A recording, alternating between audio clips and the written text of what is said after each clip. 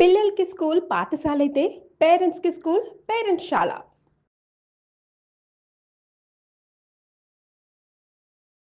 అందరికీ నమస్తే అండి. ఈరోజు నేను ఒక ఇంపార్టెంట్ వీడియో మీ అందరికీ షేర్ చేయాలనుకుంటున్నాను. సాధారణంగా మనం ఇంట్లో ఉపయోగించే వస్తువుల పట్ల అవగాహన కానీ జాగ్రత్త కానీ లేకపోతే ప్రాణాలకే ప్రమాదం. అలాంటిది ఏంటంటే సాధారణంగా మనం ఇంట్లో వేడి నీళ్ళ కోసం స్నానం చేయడానికి వాడే వేడి నీళ్ళ కోసం గీజర్లు కానీ లేకపోతే వాటర్ హీటర్ను కానీ వాడుతూ ఉంటాం. కానీ అవే మన ప్రాణాలకి ముప్పుగా మారుతున్న పరిణామాలని మనం చూస్తూ ఉన్నాము. ప్రజెంట్ మనకి సోషల్ మీడియాలో చూస్తూ ఉన్నాము ఒక వార్త. 29 సంవత్సరాల వెంకటేష్ అనే అతను ఎల్ఐసి మేనేజర్గా పనిచేస్తూ ఉన్నాడండి. పాపం వాటర్ హీటర్తో కరెంటు ఇదయ్యి ప్రాణాలే కోల్పోయాడు. అంటే కాస్త అజాగ్రత్తగా ఉండటంతోనే ప్రాణాలే పోయే పరిస్థితికి వస్తుంది. అసలు మనం ఎలాంటి జాగ్రత్తలు తీసుకోవాలి, హీటర్ని మనం ఎలా పెట్టాలి, జస్ట్ ఒక అవగాహన కల్పిద్దామని సీనియర్ ఎలక్ట్రీషియన్ రమాకాంత్ గారిని ఈరోజు నేను పిలిపించానండి. ఒకసారి ఆయనతో మాట్లాడదాం. హీటర్ని ఎలా వాడాలి, ఎలా యూజ్ చేయాలి, ఈ విషయాలన్నీ కూడా మనం తెలుసుకుందాము. నమస్తే రమాకాంత్ గారు. నమస్తే. నమస్తే అండి. మీరు కూడా చూస్తూనే ఉంటారు. అంటే ఇప్పుడు ఇతను వెంకటేష్ మనకు తెలిసిన విషయం, అంటే మీడియాలో చూస్తున్నాం, చూడనివి కోకొల్లలు, గీజర్లు పేలిపోవటం, ఏసీలు పేలిపోవటం, లేకపోతే వాటర్ హీటర్ పేలిపోవటం, ప్రాణాలే కోల్పోవటం. ఇప్పుడు ఆ కుటుంబానికి అవసరమైన పెద్ద ప్రాణం పోతే ఈ వెంకటేష్ అతను 29 సంవత్సరాలండి. అంటే చాలా చిన్న వయస్సు. ప్రాణం పోవటం అనేది చాలా బాధ అనిపిస్తుంది. ఒక సీనియర్ ఎలక్ట్రీషియన్ గా అసలు ఎలక్ట్రానిక్ గుడ్స్ ఉపయోగించేటప్పుడు హీటర్ అనేది సర్వసాధారణం, ప్రతి ఇంట్లో వాడుతూ ఉంటాం కదా.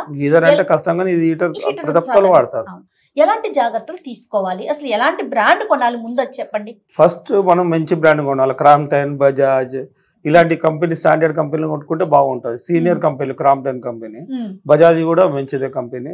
ఇంకా విజయ్ ఉండగానే విజయ్ కూడా చాలా మంచిది ఉండే. విజయ్ కంపెనీ ఇప్పుడు రావట్లేదు. క్రాంప్టన్, బజాజ్ వస్తున్నాయి. బ్రాండెడ్ కంపెనీ కొనుక్కోవాలి. మామూలు లోకల్ కంపెనీ కొనుక్కోదు. లోకల్ కంపెనీలో క్వాంటిటీ బాగుండదు. ప్లస్ ఈ వైర్ కూడా, ఈ వైర్ ఉన్నది కదండి, ఇలా లోపల వైరు సన్నది ఉంటది, ఇలా కాపర్ ఉండదు, లోపల కాపర్ ఉండదు ఈ వైర్ లో. అప్పుడు ఏమైతుందంటే రాను ఈటెక్కి వైరు ఇది అయిపోయి అన్ని వైర్లు మెల్ట్ అయిపోతాయి ఈటుకు. కావద్దు. ఎలక్ట్రీషియన్ సపోర్ట్ తీసుకొని ఆయనతో అడిగి కరెక్ట్ ఉందా, ఈ ప్లగ్ పాయింట్ కరెక్ట్ ఉందా, పవర్ కరెక్ట్ ఉందా, లేకుంటే వెనకాల 4 స్క్వేర్ వైర్ ఉందా, 118 వైర్ ఉందా, ఇవన్నీ వైర్లు కరెక్ట్ ఉందా లేదా చూసినాం. ఎందుకంటే కొంతమంది ఇళ్లలో ఈ గ్రైండర్లో సన్న వైర్ వేస్తారు. 1 స్క్వేర్ మినిమం 2.5 ఉండాలి, మినిమం 2.5 ఉండాలి, లేకుంటే 4 స్క్వేర్ ఉండాలి.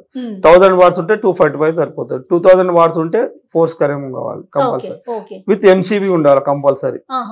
ఎంసీబీ తోటి ఎంసీబీ వాడద్దు ఏ వస్తువు అయినా. ఈ వస్తువు కానీ ఏదైనా టీవీ కానీ, ఏది కానీ, ఫ్రిడ్జ్ కానీ, గీజర్ కానీ, ఏసీ కానీ వితౌట్ ఎంసీబీ ఏది వాడద్దు. కంపల్సరీ ఎంసీబీ మంచి కంపెనీ, రిగ్లాండ్ కంపెనీ మంచిది, ఎండిఎస్ అని. ఎంసీబీ తీసుకోవాలి. అలా ఎక్సలేటర్ ఉంటుంది, ఎంసీబీ ఉంటుంది. ఎంసీబీ తీసుకోవాలి. ఎక్సలేటర్ అంటే మామూలుగా ఈ ఆన్ ఆఫ్ టైప్ లో పనిచేస్తుంది.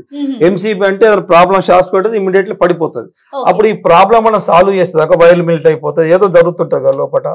అప్పుడు అది మనం ఎన్నిసార్లు మన ప్రాబ్లం సాల్వ్ చేయకపోతే నువ్వు ఎంసీబీ ఆన్ చేస్తే తప్పని పడిపోతుంది. అసలు ప్రమాదానికి అంటే కరెంట్ షాక్ రావడానికి కారణం అంటే అంటే మనం ఉపయోగించే ఫస్ట్ ఇది కంపల్సరీ ఇట్లా పెట్టుకోవాలి అంటారు. ఇట్లా కొంతమంది ఇట్లా పెడతారు, బకెట్ కి డైరెక్ట్ పెడతారు.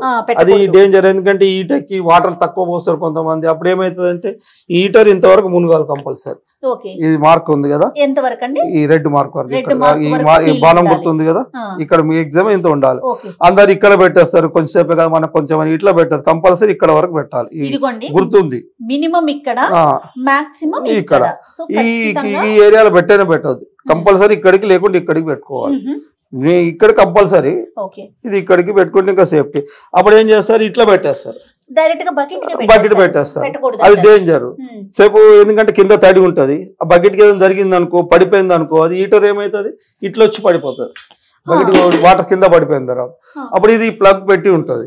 అప్పుడు అట్లా కరెంట్ ఉంటుంది. స్విచ్ ఆఫ్ చేసే వాళ్ళు ఎవరు ఉండరు. పడిపోయిందని మైండ్ లో ఉంటుంది ఎవరు కానీ, ఇది ఆఫ్ చేయాలని పక్క వాళ్ళకి కానీ ఎవరు కానీ, మన మనిషి పడిపోయింది షాక్ కొడుతుంది, అలా ఊళ్ళో మనం వచ్చి పట్టుకుంటే అప్పుడు నేను ముట్టుకుంటే నాకు కొడితే, మీరు ముట్టుకుంటే మీరు కొడుతుంది, ఎవరు ముట్టుకుంటే వారు కొడుతుంది. అప్పుడు అందుకే ముందు మెయిన్ బంద్ చేయాలి ఫస్ట్. ఇలాంటి జరిగినప్పుడు మెయిన్ బంద్ చేస్తే ఇక్కడ పవర్ రాదు. ఇది బంద్ చేసినా ఏం చేసినా మనకి ఏం కాదు. మెయిన్ బంద్ చేసి ఇక్కడ వచ్చేప్పుడు తీయాలి. ఇట్లాంటి ఏం జరిగినప్పుడు ఎలాంటి బకెట్ వాడాలండి? ప్లాస్టిక్ బకెట్, ఐరన్ బకెట్ వాడితే అది షాక్ వస్తుంది, సేఫ్టీ ఉండదు. ప్లాస్టిక్ బకెట్ ఇది కూడా మధ్యలో పెట్టాలి. కర్ర అనేది మస్ట్. కర్ర అనేది మస్ట్. ఇట్లా పెట్టుకోవాలి. ఇట్లా పెట్టుకుంటే అప్పుడు కరెక్ట్ ఉంటుంది. ఓకే. బకెట్ కి మధ్యలో కర్ర వేయాలి, కర్ర మీద మాత్రమే పెట్టాలి. పెట్టాలి. మీరు అటు ఇటు ఇట్లా ఏదో అంటే మధ్యలో కంపల్సరీ ఇట్లా పెట్టాలి. ఇట్లా ఉండాలి మధ్యలో. ఓకే. అప్పుడు ప్లగ్ పెట్టేటప్పుడు ప్లగ్ ఇక్కడ పెట్టుకోవాలి. ఇట్లా పెట్టుకోవాలి. మనం కొంచెం దూరం ఉండి ఇక్కడ ఇట్లా ఆన్ చేసుకోవాలి. ఆన్ చేసుకొని ఏదైనా బాత్రూమ్ ఉంటే బాత్రూమ్ డోర్ పెట్టేసి లోపల పెట్టుకొని పిల్లలు ఆ పక్క రాకుండా, బెడ్రూమ్లు ఉంటే బెడ్రూమ్లో పిల్లలు ఆ పక్క రాకుండా పెట్టుకొని మనకు ఒక 10 నిమిషాలు ఇట్లా చూసుకోవాలి. ఏదో పెట్టేసినాం మళ్ళీ చేద్దాం అందరు చేద్దాం అని ఒక్కసారి అందరికి పెట్టద్దు. కొద్దిగా హీట్ కాగానే తీసుకొని చేసుకుంటే సరిపోతుంది ఒక బకెట్. మీరు చాలా హీటెక్కి ఏదైతే మీరు మర్చిపోతారు. ఏదో పనిలో పడి ఇంట్లో ఉండి వంట చేసుకుంటూ ఉండి ఇక్కడ రారెవరు.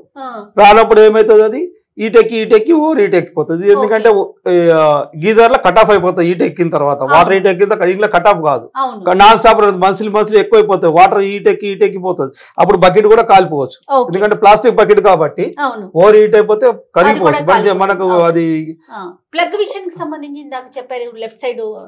ఇది ఎప్పుడు కానీ పవర్ వచ్చేది దీని ఫేస్ అంటారు, పవర్ అంటారు. ఇది లెఫ్ట్ సైడే రావాలి.